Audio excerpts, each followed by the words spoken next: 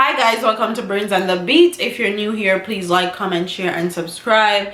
And if you're oldie but goodie, thank you for staying tuned to your girl. So in today's video, we're going to be talking about holness and how the police officer them come right out, okay? Them come right out and say politician the link with Dons too. So when you talk about police the link with Don, make sure you mention the politicians also. So let's get into this video. And it says, some policemen on Wednesday hit back at Prime Minister Andrew Holness after he neglected to point out that cops are not the only ones who have been linked to Dons.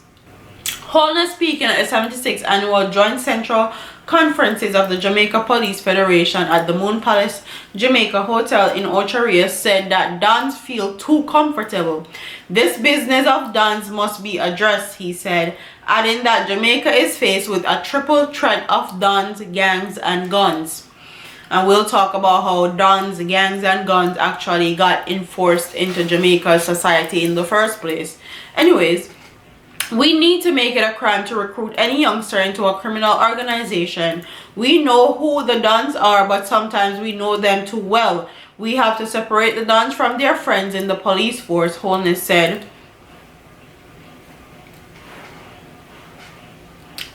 Until the separation takes place, Jamaica won't be able to address the crime situation, the Prime Minister said.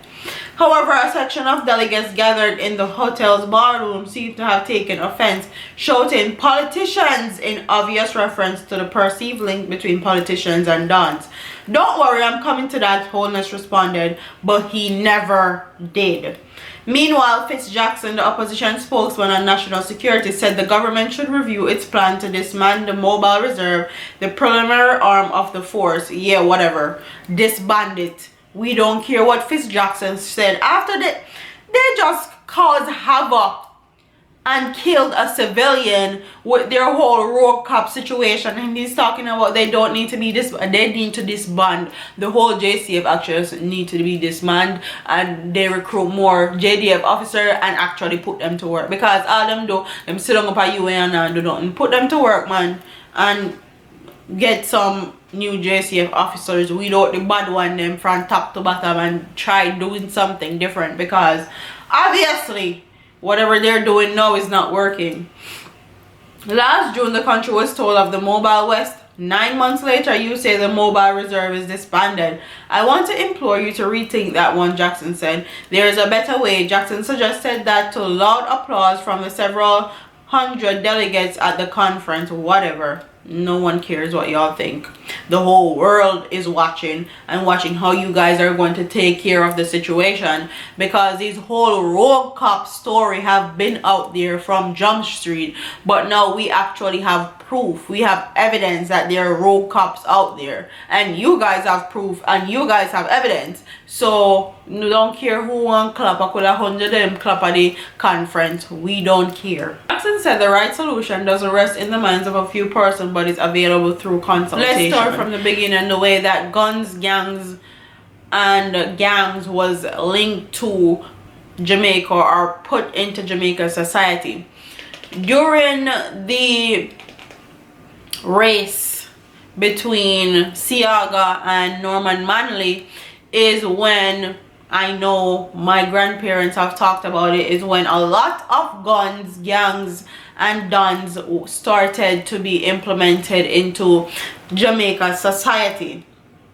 People are speculating how certain prime minister and former prime minister were able to funnel guns into Jamaica, but that's a whole other story for a whole nother video. And because they wanted to win elections, they would employ people. During election is when they would employ Dons from certain area, for example Tivoli Gardens, to actually force people to go vote for whichever party they were employed by, whether the JLP or PNP, and who voted for the opposite party would get threatened, would get beaten, would get killed.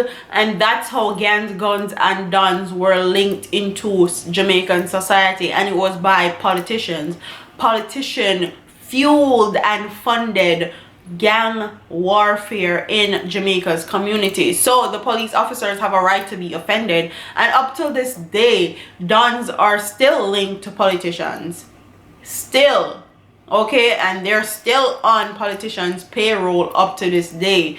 When it comes on to election time, you will see the dons and the gangs out funneling people to go vote and transporting them and all these things. And the officers are right, but also officers have been linked to dons also. So it's like the pot calling the kettle black, basically.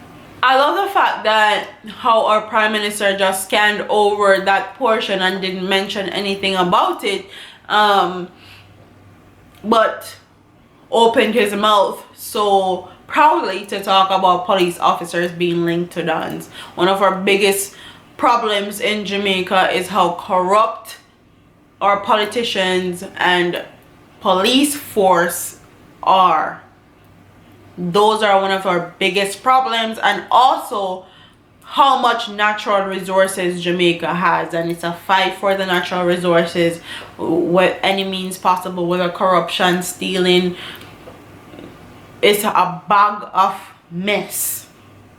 So comment what your thoughts are in the comment section. Do you think that Andrew Holness need to address how politicians are still being linked to dons, gangs, and gang warfare basically up till this day, and stop trying to put the JCF officer underneath the bus and acting like they're the only one that have been linked to gangs?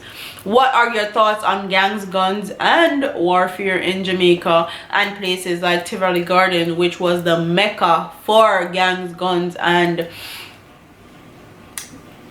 all of that? Like, comment, share, and subscribe. Leave your comments in the comment section below, and I'll see you in the next one. Deuces.